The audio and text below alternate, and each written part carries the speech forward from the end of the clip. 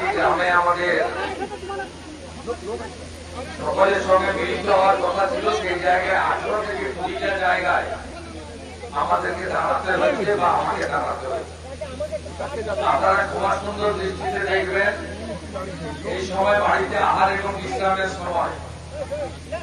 আমি সমবেত সমস্ত নেতৃত্বকে, এলাকার মা বোনেদের, বর্ষিয়ার মানুষগণকে সবাইকে নতমস্তকে শুভেচ্ছা ও অভিনন্দন জানাই।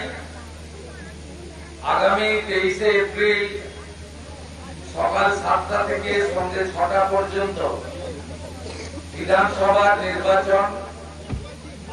নন্দীগ্রামের গণদেবতা জনতা জনার্দন, রাষ্ট্রবাদী মানুষ, সনাতনী মানুষ, আপনাদের সকলের কাছে আমার বিনম্র আবেদন, পশ্চিম বাংলায় পরিবর্তন আনা দরকার। 26,000 চাকরি চুরি,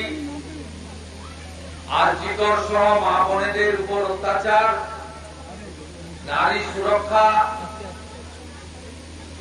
এবং টাটাকে ফিরিয়ে এনে শিল্পায়ন, কৃষকের অধিকার প্রতিষ্ঠা, এর জন্য আমাদের পরিবর্তন আনতে হবে। মোদীজির নেতৃত্বে একটি রাষ্ট্রবাদী সরকার তৈরি করতে হবে।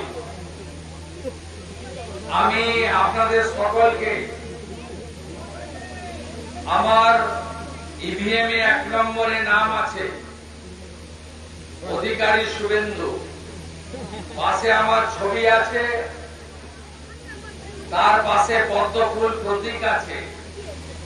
সবাইকে 1 নম্বর বোতাম টিপে আমাকে নির্বাচিত করা।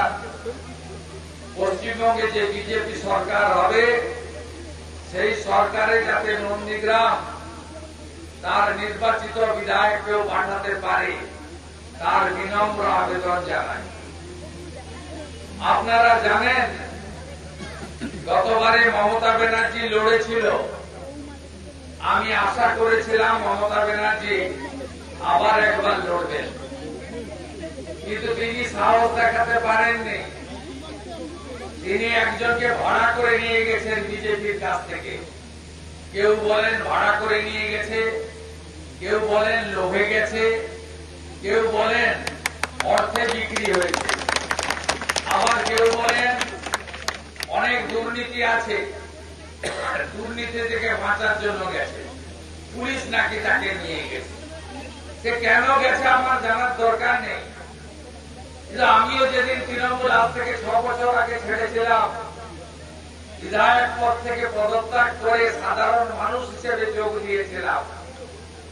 আর যিনি আমার বিরুদ্ধে লড়েছেন, তিনি জানেন এখানে জিততে পারবেন না, সেই জন্য তিনি বিজেপির পঞ্চায়েত মেম্বারের পদটা রেখে দিয়েছেন।